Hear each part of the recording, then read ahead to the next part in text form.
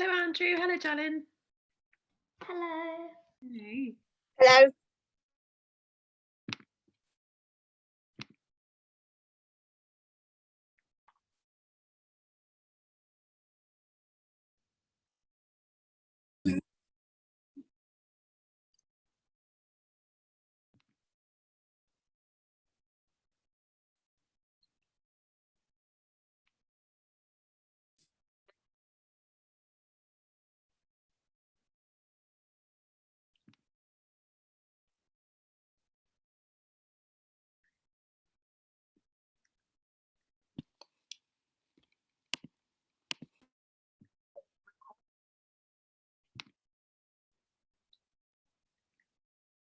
Okay.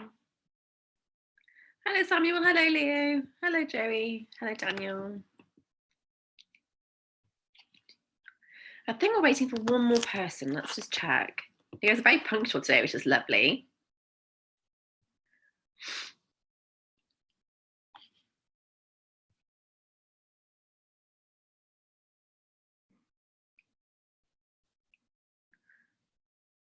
Just waiting for Sue. Okay, let's give her a minute and then we'll just get started.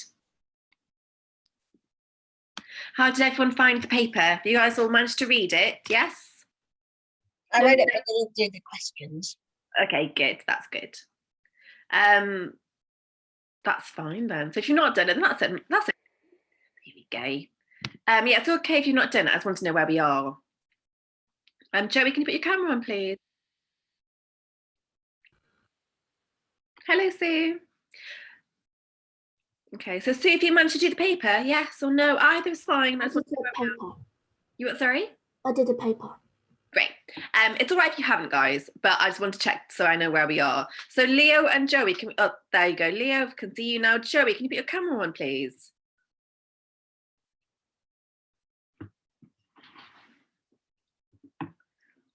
There we go, wonderful. So guys, I hope you're all doing well.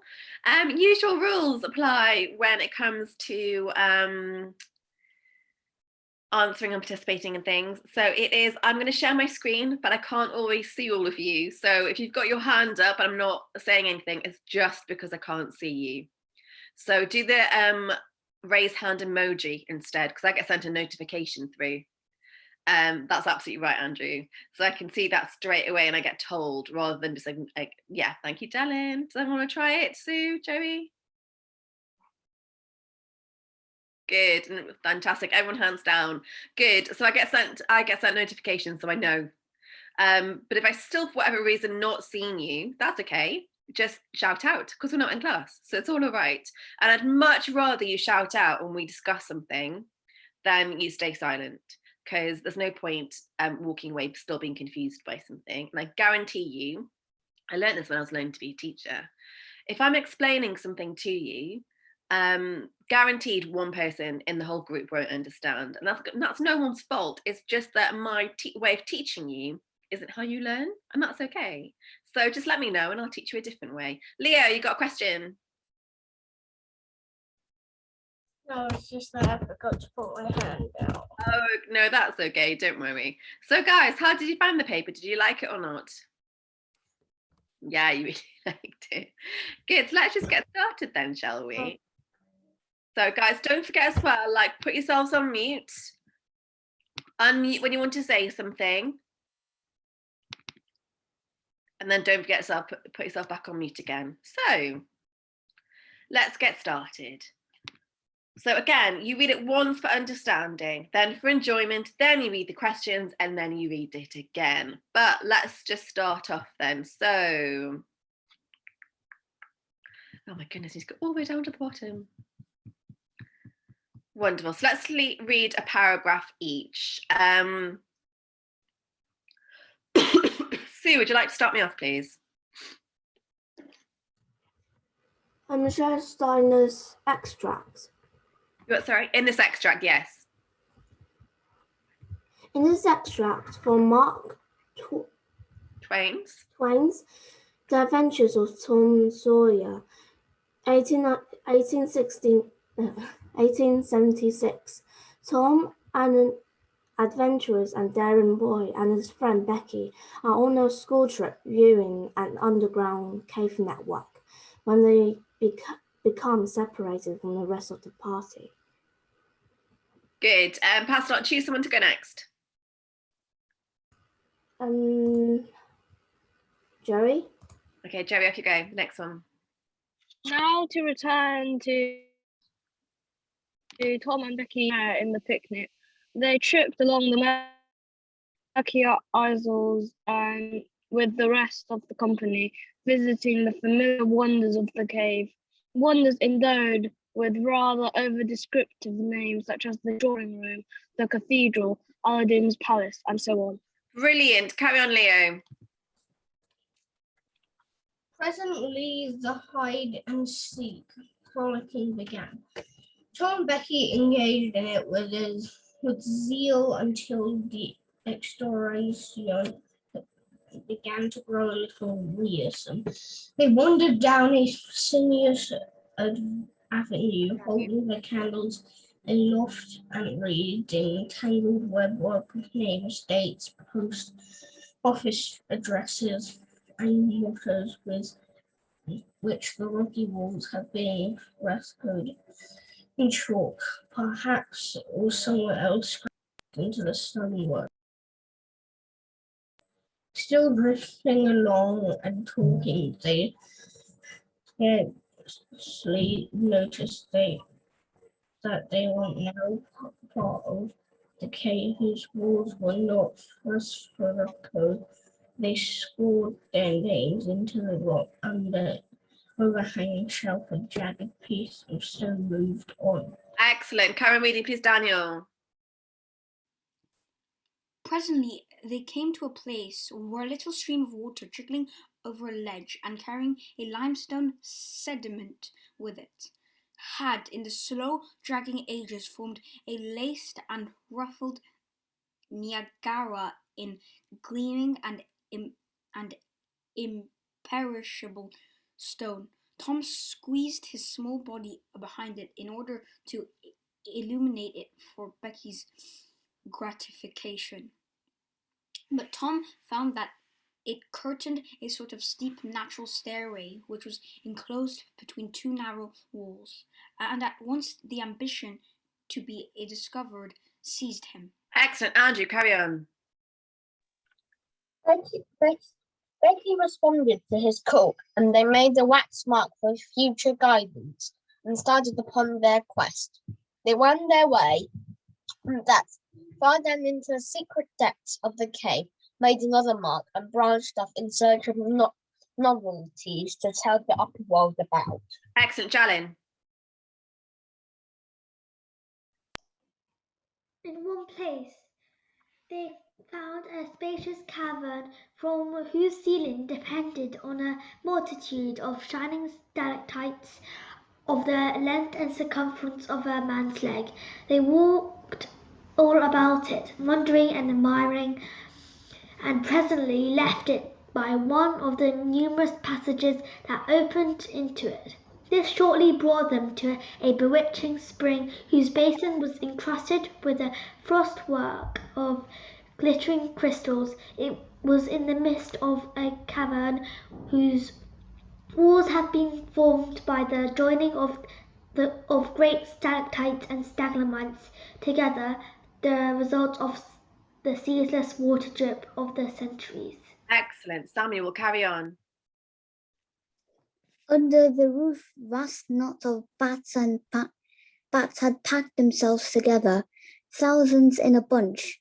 The lights disturbed the creatures, and they came flocking down by the hundreds, squeaking and darting furiously at the candles. Tom knew their ways and the danger of this sort of conduct. He seized Becky's hand and hurried her into the first corridor that offered, and none too soon, for a bat struck Becky's light out with its wing while she was passing out of the cavern. The bats chased the children a good distance, but the fugitives plunged into every new passage that offered itself, and at last got rid of the perilous things. Tom found a subterranean lake shortly, which stretched its dim length away until its shape was lost in the shadows.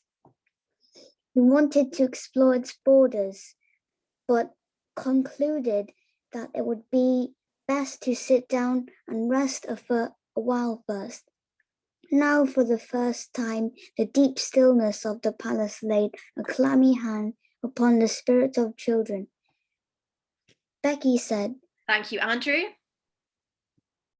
I've already read. Shall I read it again? Yeah, why not? Why, I didn't notice, but it seemed ever so long since I heard any of the others. Come to think, Becky, we are down below, and I don't know how far away, north or south or east or whichever it is. We couldn't hear them back here. Becky grew apprehensive. Oh, this is a really good one, isn't it? Thank you. So guys, you see the bottom here, you see words and their meanings to help you, because they've had a star next to them, haven't they? So that's the examiner, not expecting you to be able to work those ones out based on the word, like the sounds of the word. So they've just given it to you, which is great. So let's start then going through the answers. So 11 plus exam. Again, this is what it looks like. Reading is approximately 30 minutes. Remember that you start off your exam, don't you, by working out your timings. Yes? Good. Jalen, do you want to start reading the skills for me, please? Key skills that are assessed: information retrieval, skimming and scanning, summary, no quotes in your own words, inference and deduction, prior knowledge, context, analysis of language, analysis of structure. Yeah, analysis, brilliant, well done. So, first question then. Leo, can you read the question for me, please?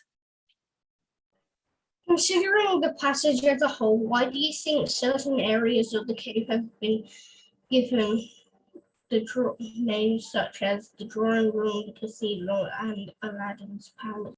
Oh, good. And I've given you the line reference as well. So guys, I've given you a picture here of cathedral, a dining room, and Aladdin's palace. So guys, what I'd like you to do is 2 marks. This is an inference and deduction skill. Why do you think they've been given rooms, the names like this? So what do they all have in common? So I'll start you off. The cathedral is huge, and the stonework must look like rocks and things. Dining room must be elegant. Aladdin's palace must be full of treasures or darkness. So what have you written for this answer then, please, Jalen? Or Leo, sorry, I didn't see your hand though.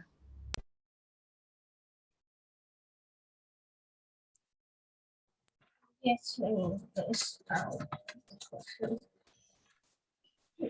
probably because they look very nice and they almost look like they match and they're sort of identical. Yes. Good. They've got qualities, don't they, that are similar to these things. So that's good. Well done, Jalen. The children are exploring a network of large, lofty caves. The ground seeming open spaces remind them of the drawing rooms, cathedrals, and palaces. Yes, but why do they have those names? Because they all are grand and full of treasure. For example, cathedrals, they obviously have loads of treasures and decorations. For same as drawing rooms, and then even the most obvious ones is Aladdin's palace, because there's loads of palace. There's jewels and treasures. Yes, good, because they all basically have names, don't they, to match how they look. Brilliant. Daniel, what have you said? All these names sound mythical, and the way the writer describes the tunnels makes us feel like there's a whole mysterious tale behind it. Excellent, well done. So guys, all you need to say for this one is they're given these names to reflect how they look.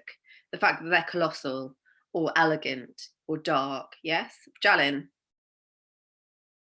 Sorry, that was from before. No, you're absolutely fine. So 2 marks, please, for inference. Brilliant. Next question. Andrew, can you read this question, please? Why do you think the narrator refers to these names as being over-descriptive? Ooh. Why do you think they're over-descriptive? Do you think they act? Oh, Jalyn? The names are over-descriptive because they refer to places filled with beautiful, expensive objects, not as in this case, caves containing bats. Excellent, very well done. They're over-descriptive because they don't actually contain treasures or dining room fixtures and fittings and those sorts of things. They contain like water and bats.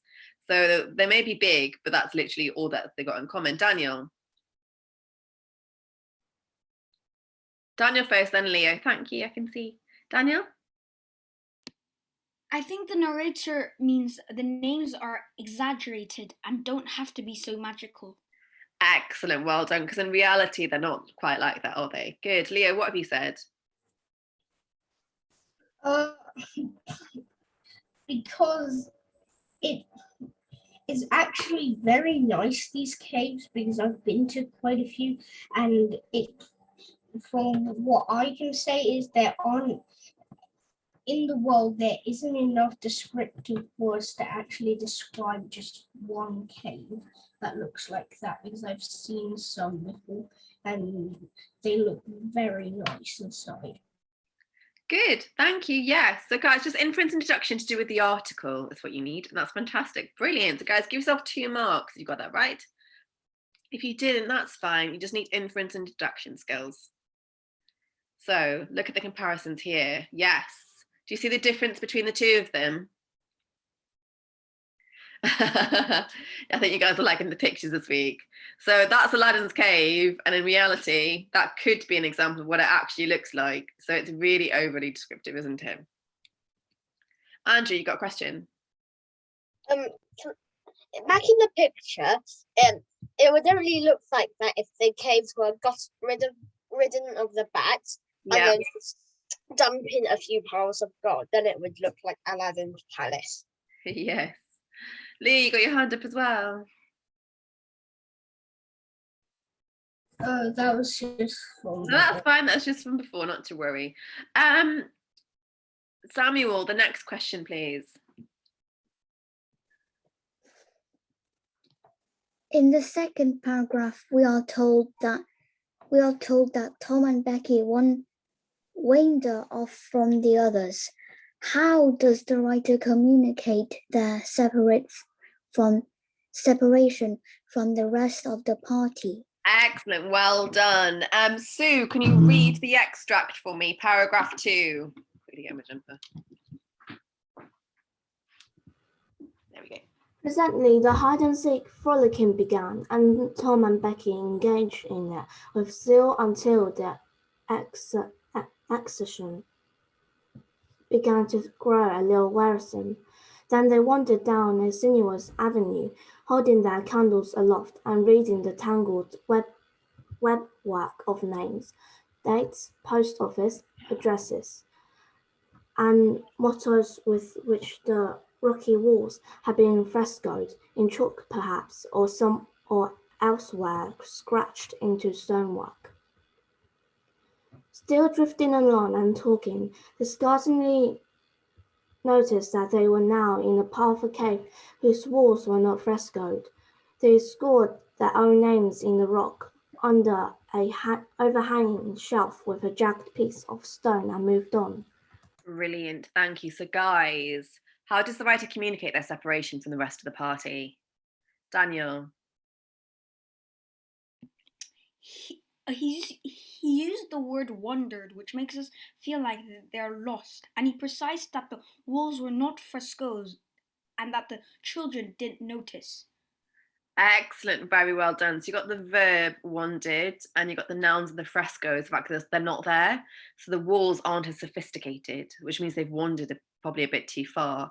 Good, well done. You get your marks for that one, don't you? Well done, that's fantastic. Jalyn? The word drifting suggests that the children are moving absent-mindedly and without purpose. Brilliant. The author uses an extended sentence to echo the long period of time that the children spend wandering off. Excellent, well done. So you're right, it's the verb drifting, isn't it? They're drifting down, they're not quite realising. When you drift, you get carried by the sea, don't you? So they're not really paying attention to where they are or where they're going because they're just drifting and talking. That's the reason why they get separated. Samuel? Mine was kind of the same as Jylin. So the writer uses a word still drifting along, which gives that they're still walking without even knowing that they're walking out of a crowd of people. Brilliant, very well done. So guys, give yourself your full marks for that one. If you didn't get it, that's okay. It's just inference and deduction. That's all that it is. And focusing on how does the writer communicate the separation. So it's picking out individual words and commenting on them. That's brilliant, well done. So I've given you an example. The writer communicates their separation by use of the verb drifting, highlighting that Tom and Becky were not focusing on where they were going. That's my model example, full marks. That's all you need to say. You can write that down if you'd like to. Who's writing it down? Okay. I'll give you a minute just to copy that down as a good example of how to write something really well.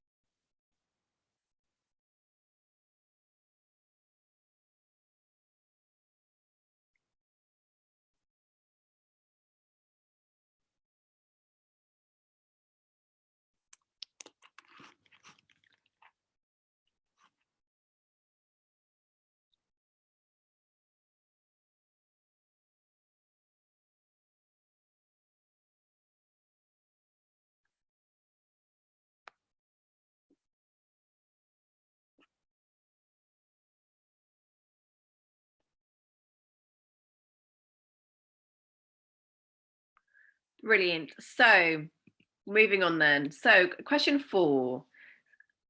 Who's not read in a while? Joey, can you read question 4 for me, please?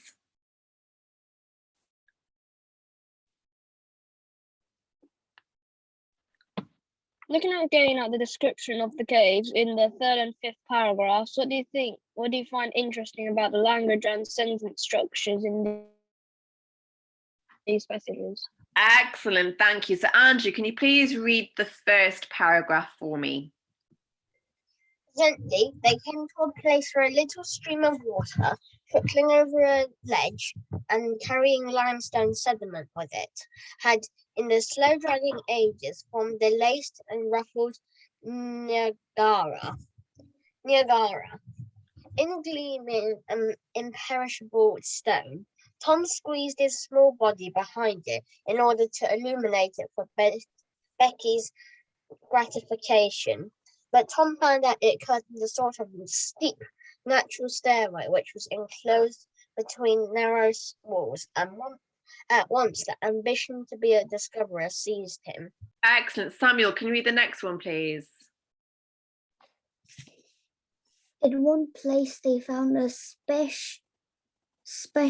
spacious cavern from whose ceiling depended a multitude of shining stalactites of the end and circumference of a man's leg. They walked all about it, wondering and admiring, and presently left it by one of the numerous passages that opened into it. This shortly brought them to a bewitching spring, whose basin was encrusted with a frostwork of glittering crystals. It was in the midst of a cavern whose walls had been formed by the joining of great stalactites and stalagmites Together, the result of the ceaseless water drip of centuries. Excellent, thank you. So, guys, how many marks is this? Jalen? 6. That's a big question, isn't it? So, remember what we said about our prior knowledge? They want you to know about language and sentence structures. You can pick out all the language things that makes it interesting. For structure, what do you notice about the sentence structures? Are they simple, compound, or complex? Complex. Good. Complex sentences are usually for description. So the sentence structures in these passages are complex, which allows for their description, which makes it really interesting. That's all you need to say. Okay, so I've started you off with one. You can write that one down. And I'm going to give you let's say 5 minutes to come up with some language features. Now, if you've done some already, then that's wonderful. But our target as a class, isn't it, is detail. So let's see if you can find at least 2 more with quotations and tell me the effect. Okay, that's 5 minutes, and I'm here if you need anything. Okay, that's 5 minutes just by ourselves. Wait, do you use like look out for some like descriptive devices? Yes. So gleaming and imperishable stone. What are the connotations of gleaming and imperishable? Immediately, that sounds fascinating. The fact that it's gleaming, yet you can never destroy it. But like for the last one, the result of the ceaseless water drip centuries, is that like they're like unstoppable? So is that like a personification? Yeah. And it's alliteration, isn't it? Ceaseless water drips of centuries. That is alliteration. What? So technique spot though, you can just comment on a nice adjective. Like so the water drip was like makes it sound like ancient. Yeah. Good. Yes, absolutely. I like that one.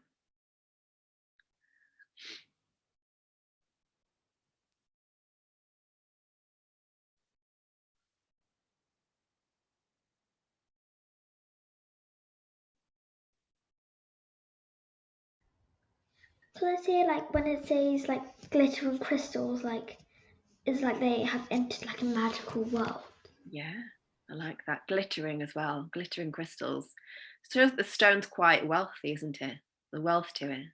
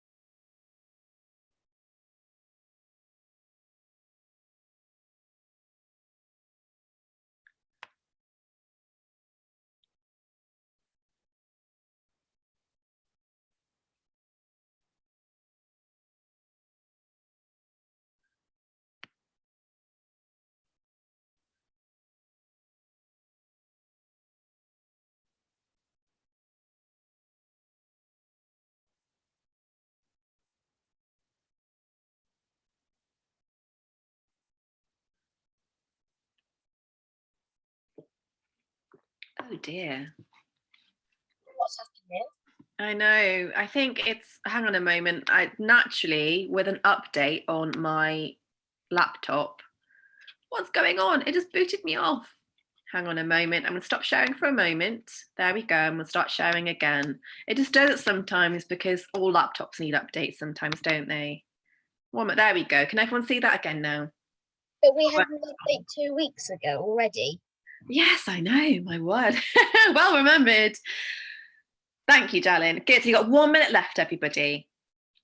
Sorry about that. It just does it without me giving permission.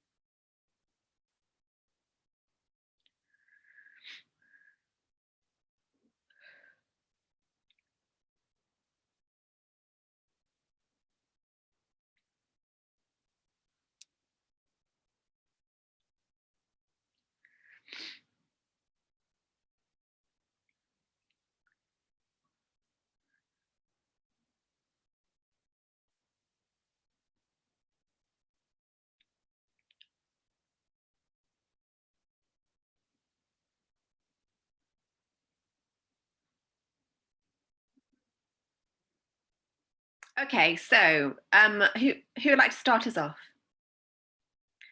I can't see anyone's raised their hand. Oh, Jalen's raised her hand, Samuel and Daniel. Okay, so go Jalen, Samuel and Daniel. That was the order of the pressing the buttons. And then Joey. Good. So Jalen, start us off, please. The author describes slow dragging ages and the water drips centuries, making the cave sound like an ancient secret place. The reference to Nigeria, bewitching spring and glittering crystals, when the children are just in the underground caves, make it sound like they have entered a waterfall spring and a magical other world. Excellent. Well done. That's 6 marks. Fantastic. Then I think Samuel was next.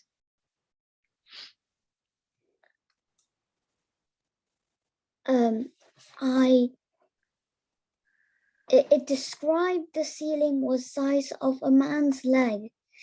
It tells the reader this part of the tunnel is squashy and thin, the result of the ceaseless water drops of centuries. This may mean that the water drop is endless and it's making the tunnel sounds echo. Amazing. Well done. Good. I like that as well. And so saying that with the structure comment we did at the beginning, that's your 6 marks. Brilliant. Daniel. In paragraphs 3 and 5, there's less action. In the contrary, they're packed with expanded noun phrases of the description of the caves. Paragraph 3 ends with an interesting, catchy description that makes you want to read on. But give me the quotation of the description and tell me why you want to read on. Well, I'm just gonna. I had a quotation. Oh, sorry. Carry on. Yeah. But Tom found that it curtained a sort of steep natural stairway which was enclosed between narrow walls, and at once the ambition to be undiscovered seized him. Excellent. Very well done. Joey, you're next. I find it interesting because when it said glittering crystals and the imperishable stones, it makes me feel like it's a magical place. Yes. And it's like it's very beautiful, and then when it said the narrow walls, it also sounded like a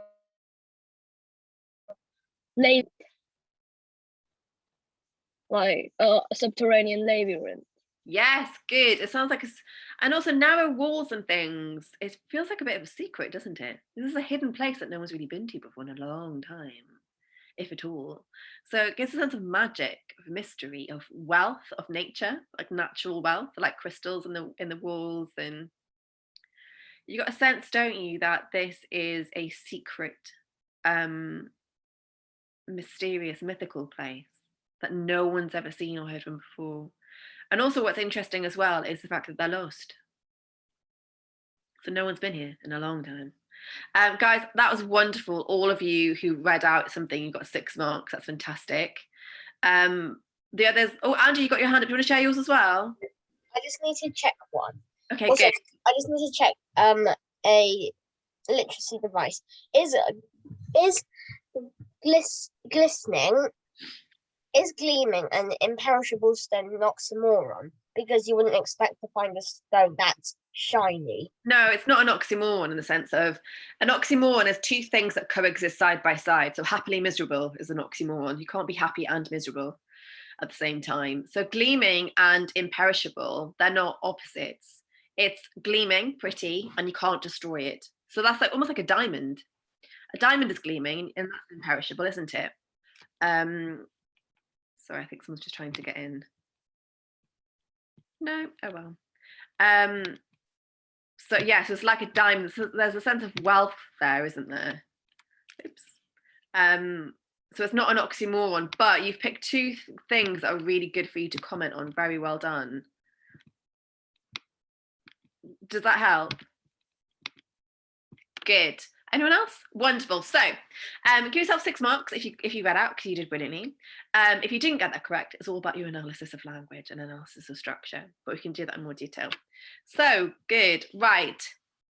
This one should help you then, because remember I told you, didn't I, about simple sentences, compound sentences, and complex sentences. Everyone is always all right with language, analysing language. Structure's a lot harder, isn't it? So, varying your sentences for effect. Simple sentence, please, Sue. Can I just read it? Yes, please. Simple sentence contains a subject and a verb. Good. Susan sang. Excellent. So it has to be about something and they have to be doing something. So Susie sang. What's it about Susie and what's she doing while she sang? That's a simple sentence. Jalin, compound.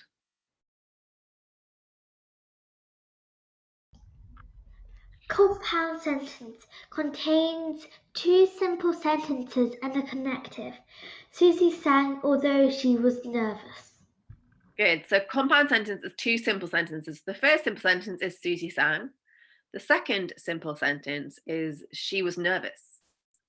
And it's joined together by a connective, which is although. Good. A complex sentence, Joey, can you read that for me, please? Complex sentence contains a main cause and a subordinate cause, a cause that does not make sense by itself. Susie, although she was nervous, sang. Excellent. So Susie sang again, and you got a subordinate clause in the middle of that. Brilliant. So guys, look at these ones then. I'm going to write it down. Do you think they're simple, compound, or complex? Go. So I'll start you off. Don't you want to win is a simple sentence.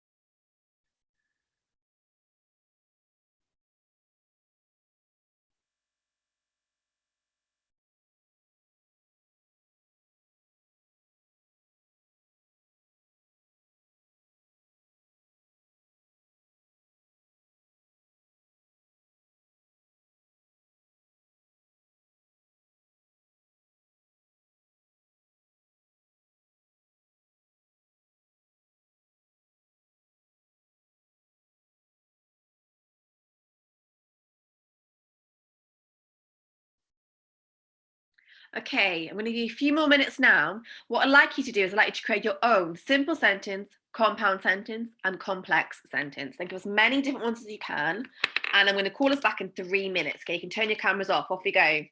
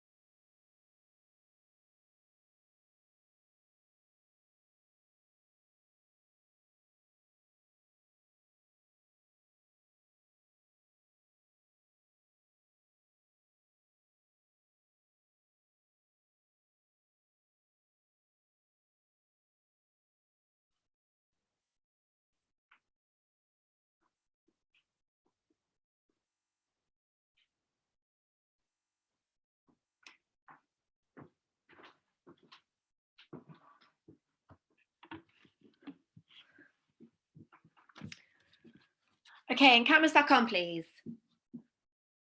I'm excited to hear all of these. So I want to hear one from everybody. Leah,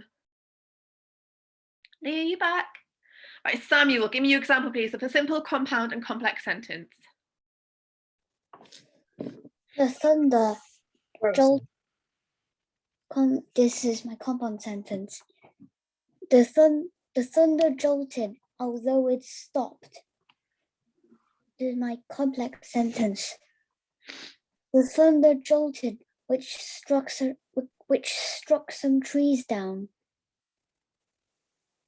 Jolted, which I struck. mean, the thunder which struck some tree down. Flashed. Fantastic. Very well done. Joey, off you go. Joey, who liked sweets, ate a lot. Brilliant. That's your complex sentence, yes?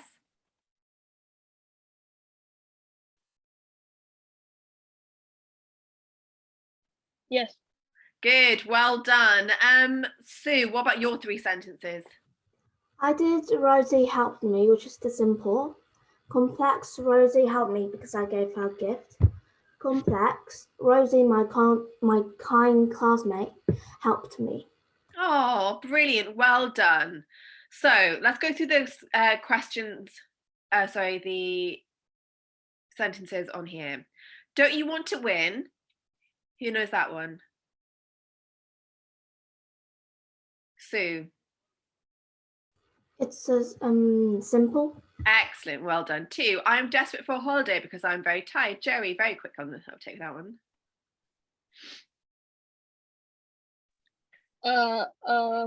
Compound. Excellent. Well done. It is a compound. The puppy, although very cute, was extremely mischievous. Samuel. Complex.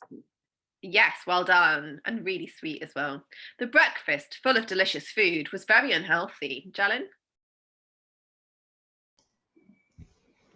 Complex. Brilliant. And last one, it is time that I tried out the new shoes. Leo? Andrew?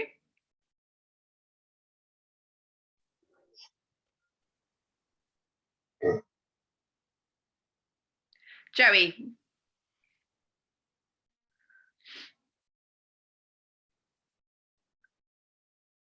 I can't hear anybody. You guys still there? Yes, good. Last sentence. It is time that I tried out the new shoes. Jalen, what do you have for that one? Simple. Yes, very well done. I thought I'd lost you all for a moment there.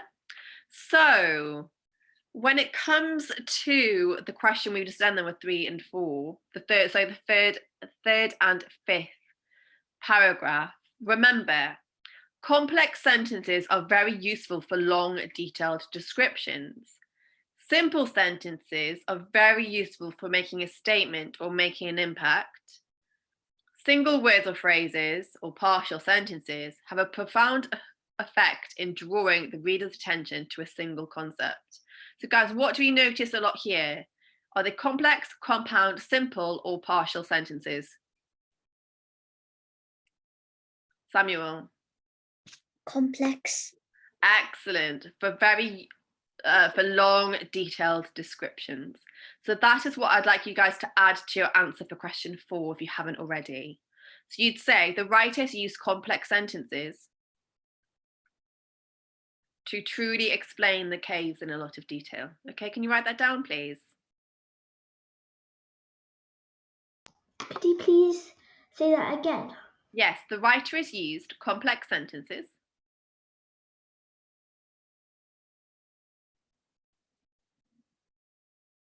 to describe the caves in detail. And that's interesting, isn't it?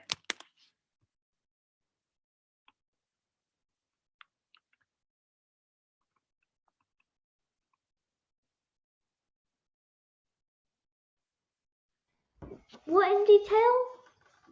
The complex sentences are used to describe the caves in detailed descriptions.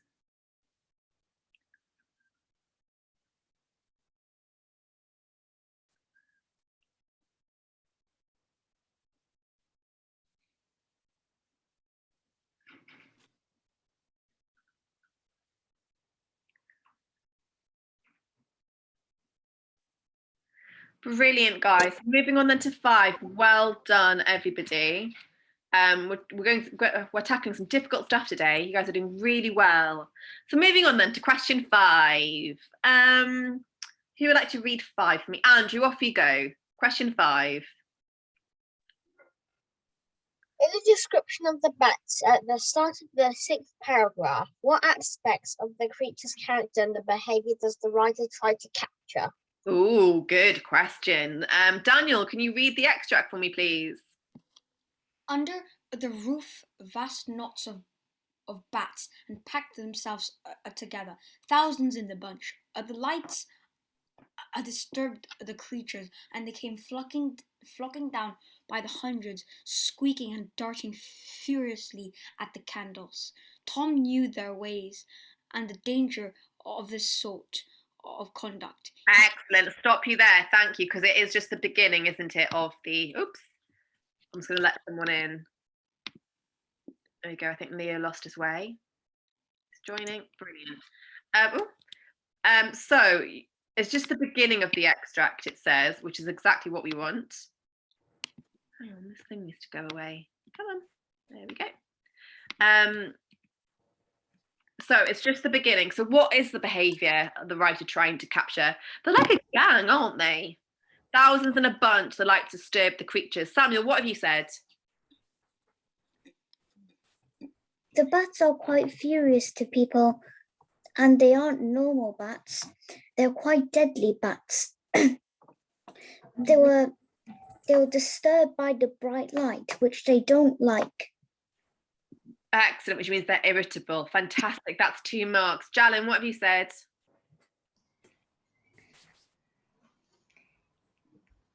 The writer tries to make the bats seem short-tempered by including the phrase darting furiously, showing how they resent being disturbed. There we go. Can someone please put your thing on mute? Not you, Jalin. Other people as well need to put their things on mute. Brilliant. Yes, you're absolutely right. Very well done. That's 2 marks. Sue, what have you said? Oh, I need to find the paper, sorry. Oh, that's okay. Andrew? What have you said for question 5? They like to pack together. And are provoked by the very tiniest of things. Excellent. Very well done. That's 2 marks for you. Daniel, what have you said? He describes how the bats felt uncomfortable with light, which tells us that not a lot of people have come here, and it is very dark. Excellent. Well done. Leo, what have you said? It tries to make the reader feel afraid, since bats in some books are used to make people feel afraid. Good, well done. So the characters and behaviours here is that they are packed together, the thousands, so it's like a communal. The lights disturb them, and they came flocking down by the hundred, squealing and darting furiously at the candles. They're quite aggressive, aren't they? They're aiming at the candles. They don't like the light. So they're quite territorial, quite aggressive. Sue? I found it, and it said the bats are very not used to light because no one had been here for a long time. Excellent, well done, good. So guys, that's 2 marks for all of you. So you this is an inference and deduction skill. So all you need to say is 2 things, and then you've got your marks. Well done. If you didn't get your 2 marks, that's all right. The skill you need to learn is inference and deduction. 6. Samuel, can you read 6 for me, please? Why do you think Becky and Tom are referred to as fugitives in the 6th paragraph? Excellent. So under the roof, vast knots of bats had packed themselves together, thousands in a bunch, and the light disturbed the creatures, and they came flocking down by the hundreds. Carry on, please, Andrew. In a bunch. The lights on. Where are we again? 2nd line. Flocking down by the hundreds. Flocking down by the hundreds, squeaking and darting furiously at the candles. Tom knew their ways and the danger of this sort of conduct. He seized Becky's hand and hurried her into the first corridor that offered, and none too soon, for a bat struck Becky's light out with its wing while she was passing out of the cavern. The bats chased the children a good distance, but the fugitives plunged into every new passage that offered itself, and at last got rid of the perilous things. Tom found a subterranean lake shortly, which stretched its dim length again until its shape was lost in the shadows.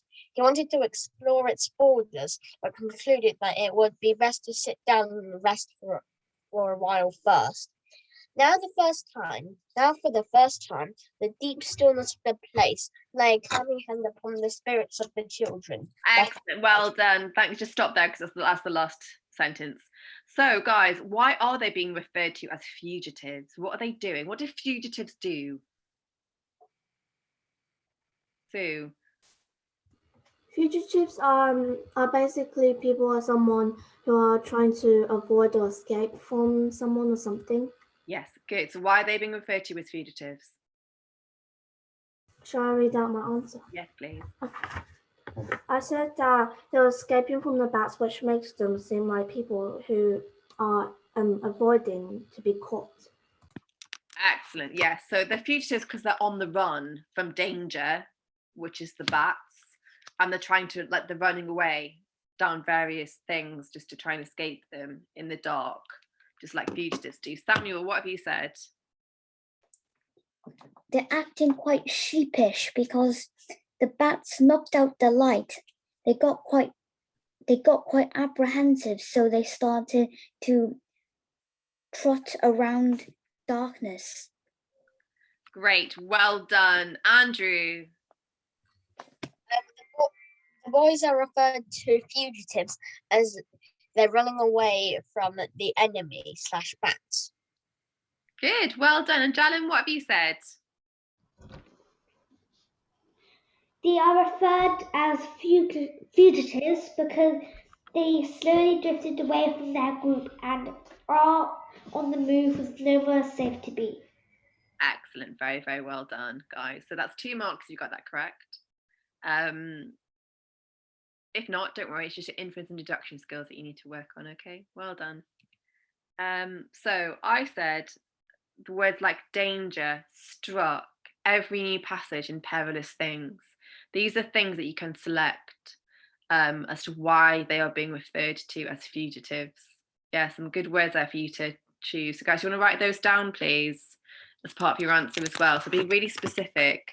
So the fact that the bat struck them like a guard would, for example, the fact that they're in danger shows that they're fugitives.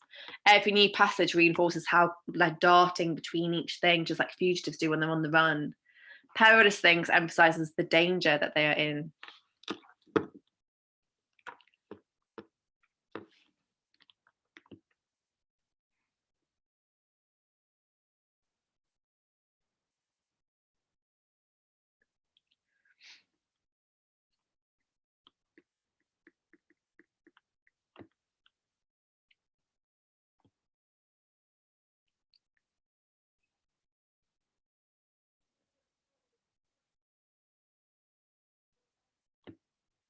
Good. So moving on then, guys. And also you got he seized, hurried, plunged, chased. These are other words as well to reinforce that they're on the run.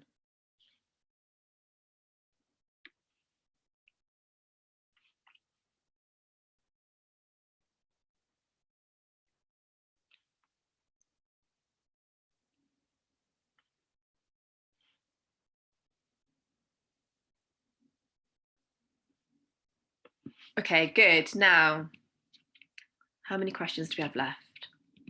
So, Jalen, can you read the question for me, please?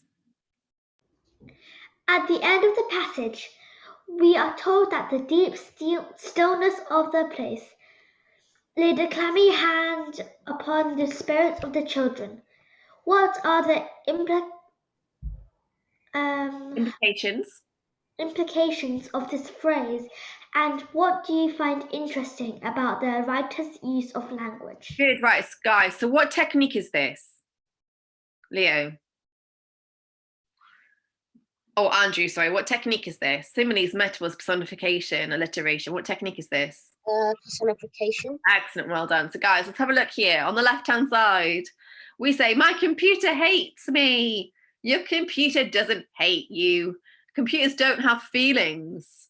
So what we've done there is turn the computer into a person, but it's not because it doesn't have feelings. We've personified it. The sponge drank the water. Well, no, the sponge can absorb the water, but it cannot grow a hand and a mouth and drink the water. So we've personified the sponge.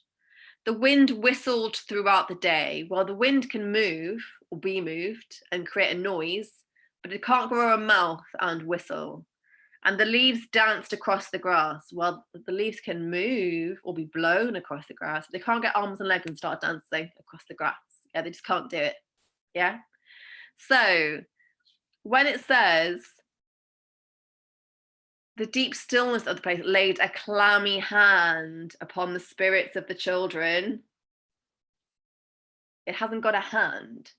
So what effect is this having, Jalin?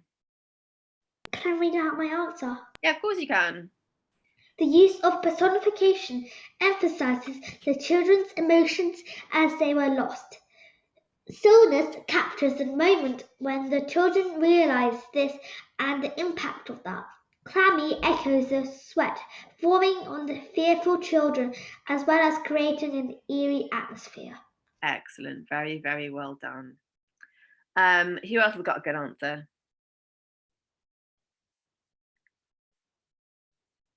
Would anyone like to volunteer? Joey, what have you said? Oh, Leo, good, you got your hand up. That nobody or anything is there and nobody is there except for them two, which is weird since everything moves but nothing moves there after the bats had chased them around, and there was nobody except for them who was there, and the personification emphasizes that very well what's going on.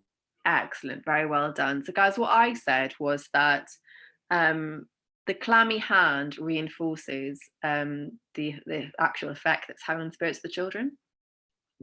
The deep stillness is having a negative effect on them, and then you can say the word clammy establishes that the environment is beginning to make them feel really, really sad. Good. So guys, very well done for that one. Give yourself 4 marks. You got that right. You said personification and you comment on the effect of it. Good. If you didn't get that one right, that's okay. All you need to do is just say you need to learn the skill, the language techniques, and you need to analyze in more detail. That's all you need to do. That would be your target. Well done, guys. So first of all, though, guys, can you create your own example of personification? Let's learn that one then. Ro, Yes.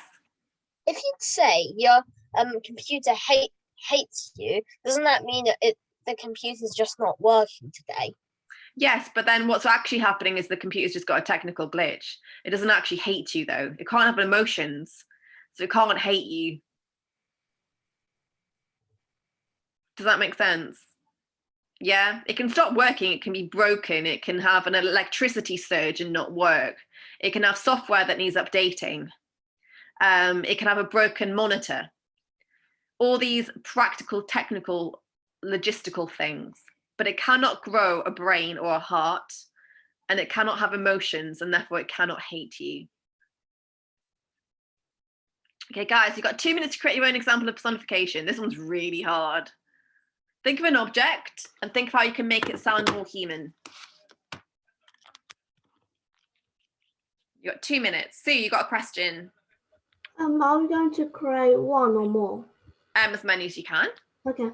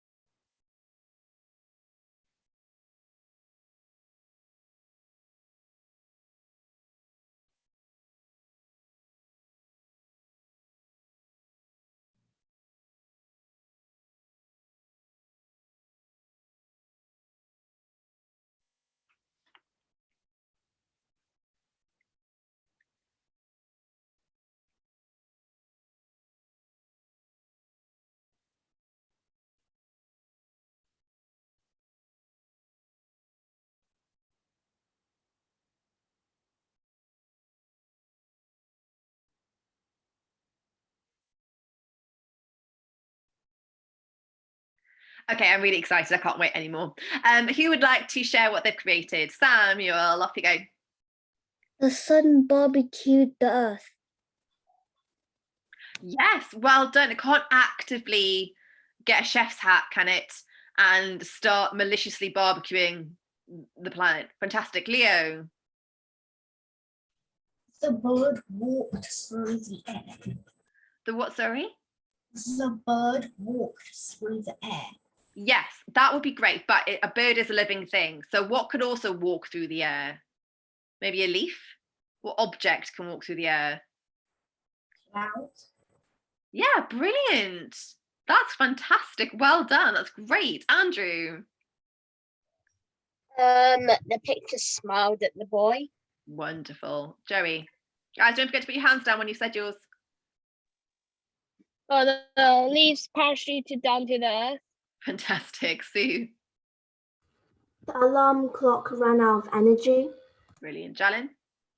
Can I say two? Yeah.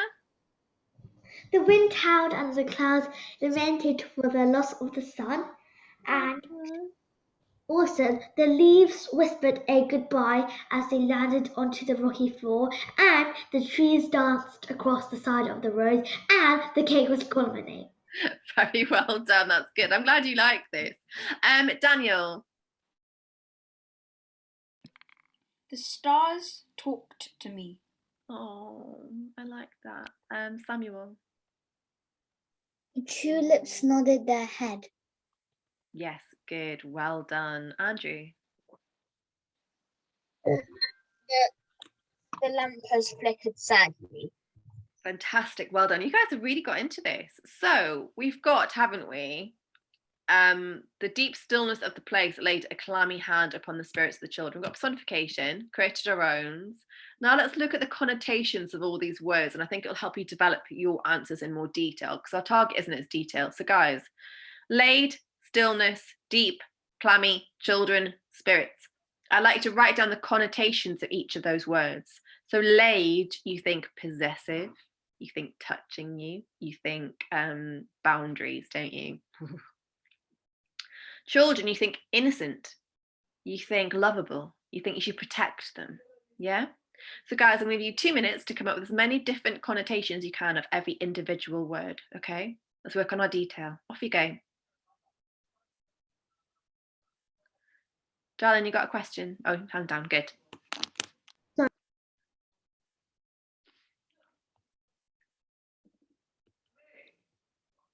Ooh.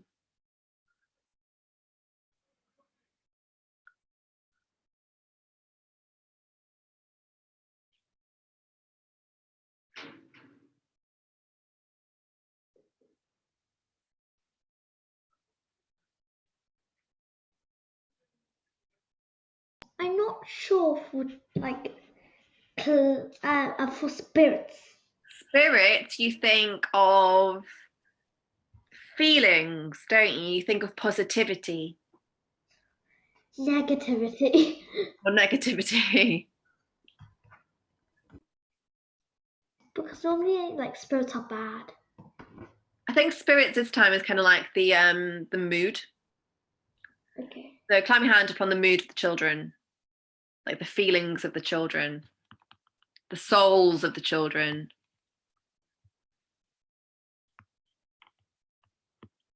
So it's not placing a hand on a shoulder, it's placing a hand on its spirits.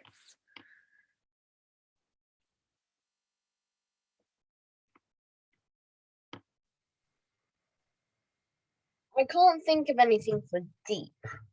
You can think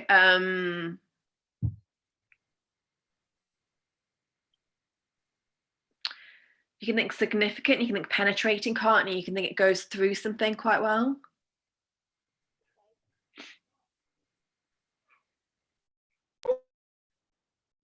I also said penetrating. Good.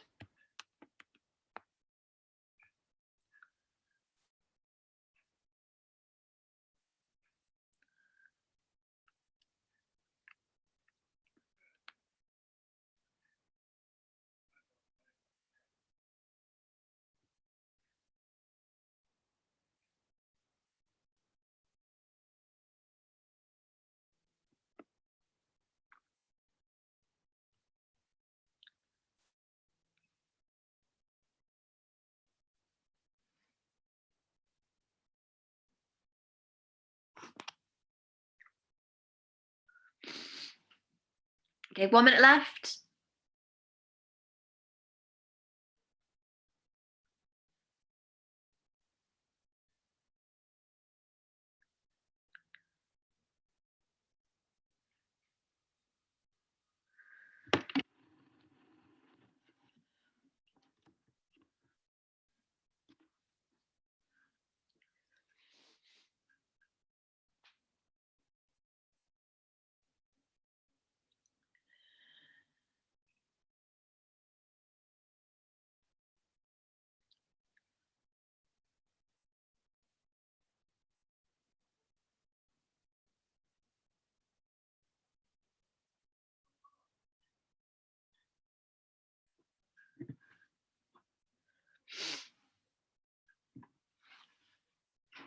Okay, what do we think then for laid? Leo, start me off, please. Words for laid.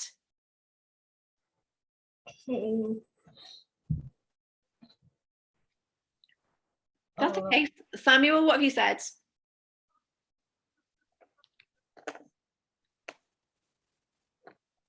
Fall. You what, sorry? Laid like fall, maybe. Yes, fall on it. Good. Have deep sorrow. Good. Sue, what have you said for laid?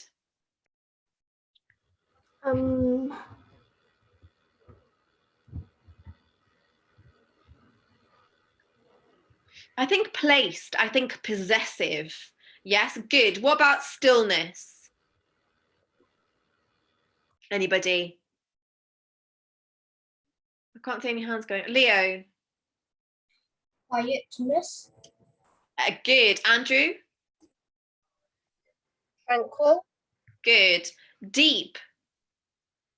We think penetrating, don't we? We think a lot of. We think it's layers to it and it's penetrating through. Clammy. Jalin? Hot. Good. Think hot, sweaty, disgusting. Good. What about children? Innocent. Joey? Lovable. Yes, lovable, innocent, Loving. small, loving. Good. And what about spirits? Andrew? Mood. You what, sorry? Mood. I can't hear you. Mood. Yes, your mood, your soul, your emotions. So guys, now let's put that all together. You place the deep stillness of the place, laid a clammy hand upon the spirits of the children. What do we think that means?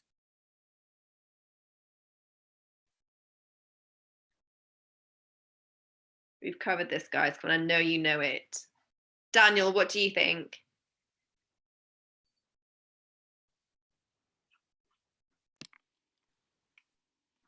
Can I read out my answer? Yeah, of course you can. So, as a language is special because it describes something using two components of its surroundings and makes them join together. In this case, the stillness and the spirits of the children. Excellent, well done. So you need to say that the personification of the stillness has had an impact upon the mood of the children.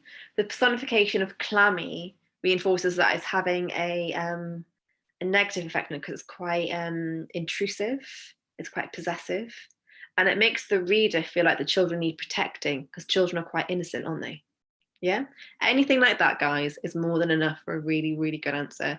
This is a really hard question, but you guys have done it so well. You need to just go into it in a bit more detail, I think. So, guys, everyone's target is detail, but that's been wonderful. So, guys, that is it for section B. Let's look for section A. Let's look at section B. So you've got writing skills, don't you? And you have to do both stories. So continue the story from the point at which it ends. And the other one is many people argue that children are not given enough freedom to explore the world and are overprotected these days. Write your thoughts in response to this statement. You may choose to agree or disagree or consider more than one viewpoint. So let's look then at certain techniques. So continue the story from the point at which it ends. So this is the ending. Sue, can you read the ending for me, please?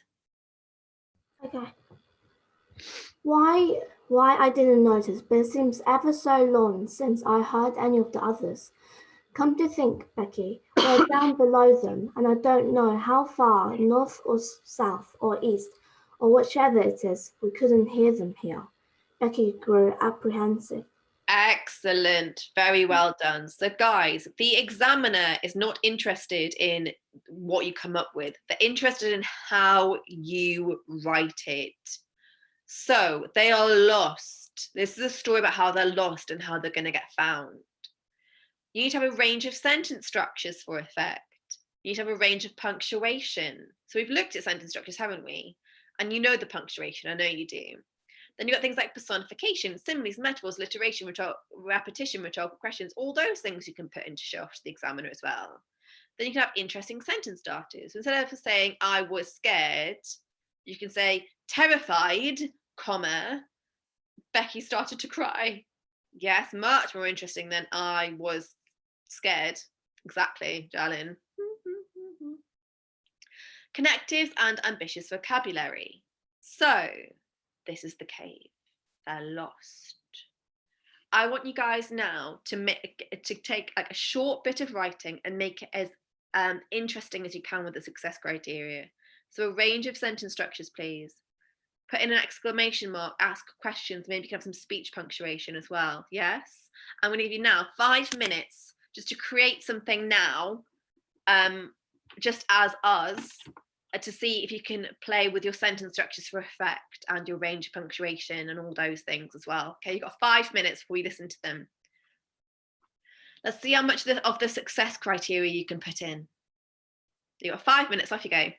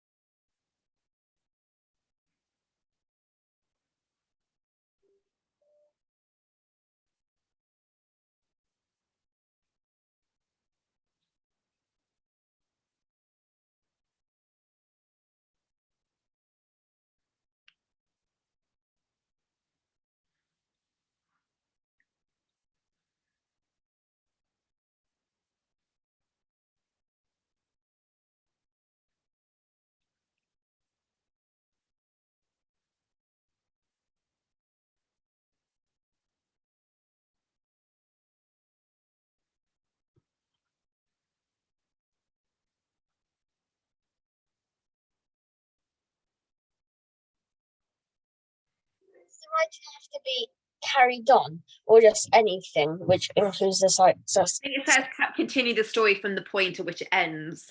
I think that's like specifically what the examiner tells you to do. Okay. So if you grew up apprehensive, so you're scared, they're lost, you have to carry on the story. I know what you mean, Andrew, that's a really good idea, but the examiner specifically says continue the story. Otherwise, I'd be like, yeah, do whatever you want to do. But if the examiner said so, you've got to do it.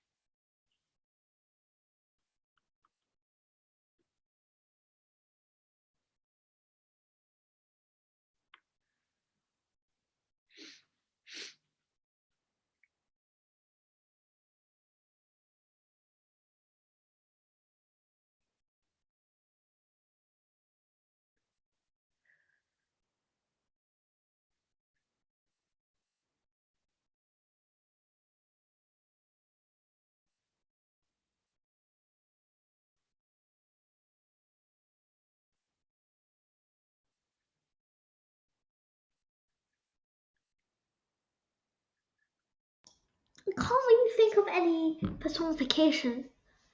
That's okay. Then just try and continue the story and it'll naturally just come to you. So if you can do another technique. I just the simile. Yeah, good. Try that.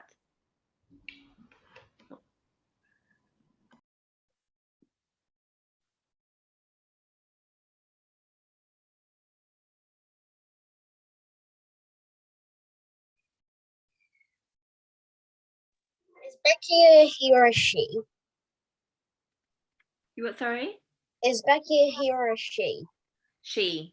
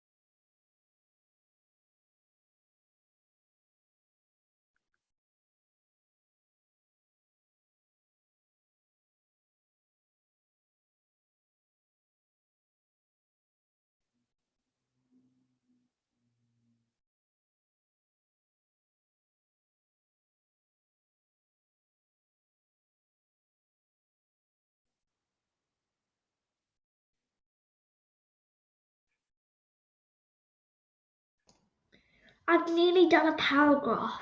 Good. Stop there then. Make it better. Perfect it. Go over it. See if there's any words you can put in. Ambitious vocabulary you can put in. Guys, you've got 1 more minute left before we hear a few of these. Oh, I'm so excited. Think, have you got a range of punctuation in it?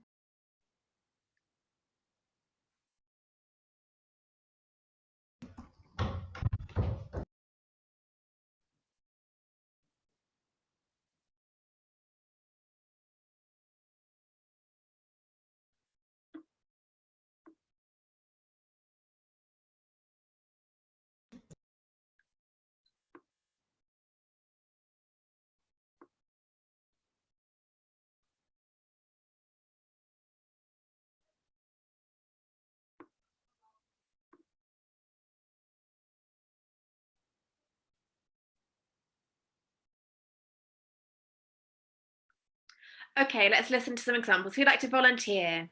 Joey, off you go.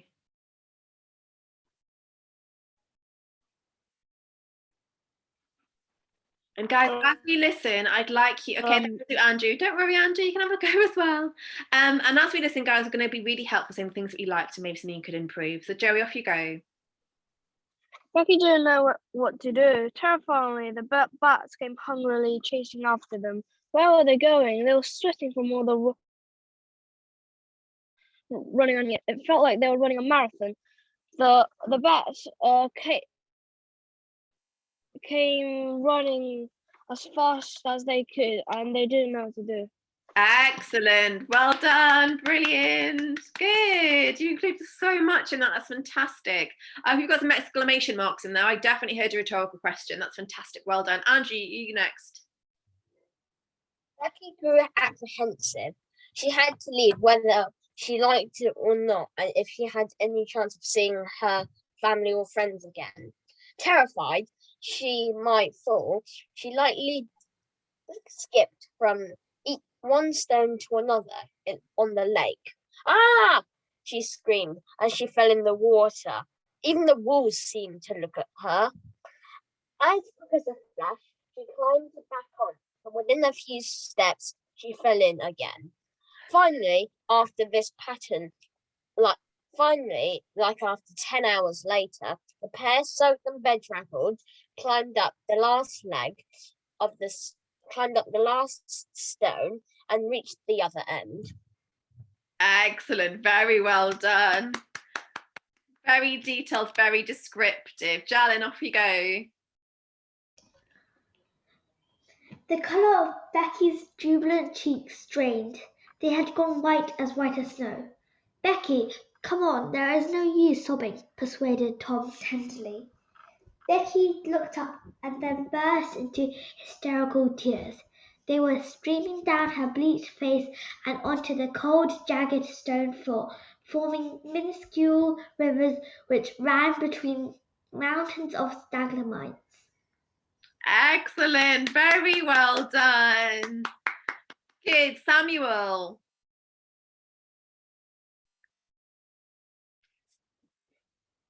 Becky started to curl up like a ball, hiding in darkness. Her alert signal was creeping up. Suddenly, there was a shine, and then the shine started to grow. A shadow crept across a few piles of gold. Who is that? Tom shouted. The shadow didn't reply. It just kept on creeping across mountains of gold. Suddenly, I didn't quite finish it. No, that's fantastic. That's you got symbolism in there, you've got connectors and things in there, a range of sentence structure. That's fantastic. I'm looking forward to hearing the end of that one if you ever do it. Well done. Woohoo. Thank Daniel. you.